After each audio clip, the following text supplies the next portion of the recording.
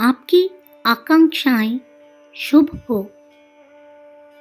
जो मुझको जिस रीति से भजता है, मैं उसको उसी के अनुसार भजता हूँ। अर्थात मुझको जो जैसे भजता है, उसको मैं वैसा ही फल देता हूँ। अर्थात ईश्वर यह कहता है कि जो मुझको उत्तम भाव से देखता है, उसको मैं उत्तम फल देता हूँ।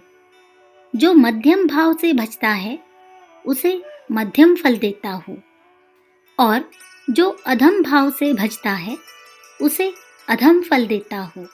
यह कहकर ईश्वर हमको समझाता है कि कैसे लेना तुम्हारे हाथ में है। अगर अच्छा फल चाहो तो वह भी ले सकते हो, और खराब फल चाहो तो वह भी ले सकते हो। तुमको अच्छा फल देना मेरी मर्जी पर नहीं है।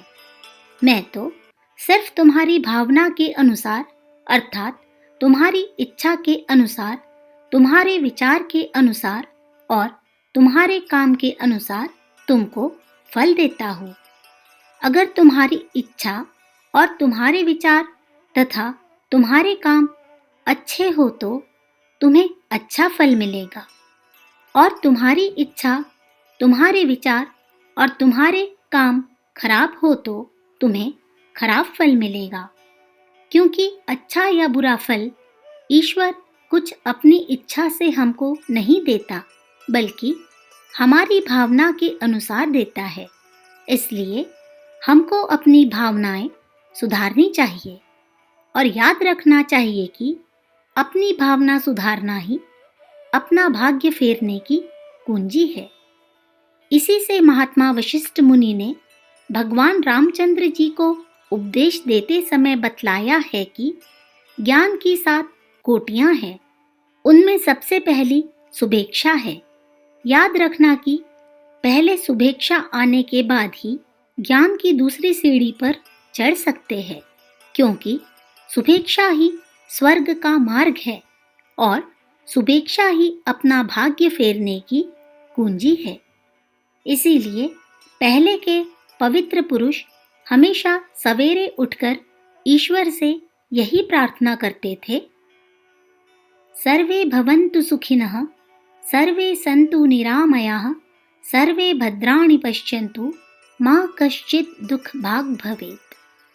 सब जीव सुखी रहे, किसी जीव को किसी तरह का जरा भी दुख न हो, सबका कल्याण हो और कोई भी दुखी न हो। इस प्रकार महात्मा लोग हमेशा सबका कल्याण चाहते थे, और ईश्वर से यही प्रार्थना करते थे कि हे प्रभु, हमको सद्बुद्धि दो। ऋषियों का बड़े से बड़ा मंत्र गायत्री है। गायत्री हिंदू धर्म का बड़े से बड़ा मंत्र है, और सवेरे, दोपहर और शाम को दिन में 3 बार उसका जप करने की शास्त्र में विधि है। इस मंत्र का अर्थ क्या है, यह आपको मालूम है? इसका संक्षेप से संक्षेप, सहज से सहज और सार अर्थ इतना ही है कि ईश्वर हमको सद्बुद्धि दो। त्रिकालदर्शी, पवित्र से पवित्र और चतुर से चतुर हमारे पूर्वजों ने ईश्वर से और कुछ नहीं मांगा, इतना ही मांगा है कि हे प्रभु, हमको सद्बुद्धि दो, क्योंकि सद्बुद्धि भाग्य फेरने की कुंजी है। सद्बुद्धि में सब तरह की उन्नति है।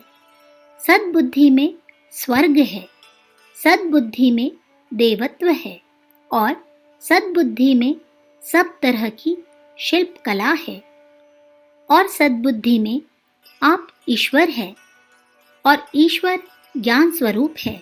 इसलिए सद्बुद्धि सबसे बड़ी बात है। और याद रखना कि सबका भला हो, ऐसी शुभेच्छा रखने से ही सद्बुद्धि खिल सकती है। इसलिए शुभेच्छा हमारे धर्म की पहली सीढ़ी है। शुभेच्छा ज्ञान का दरवाज़ा, और शुभेच्छा हमारे भाग्य फेरने की कुंजी है। अगर अपने भाग्य को अच्छा बनाना हो तो पहले शुभेच्छा रखना सीखना चाहिए। अखंड ज्योति, जुलाई 1940, पृष्ठ संख्या 23। विचार क्रांति दूत यूट्यूब चैनल को सब्सक्राइब करें एवं अगले वीडियोस प्राप्त करने के लिए बेल आइकन दबाएं। धन्यवाद।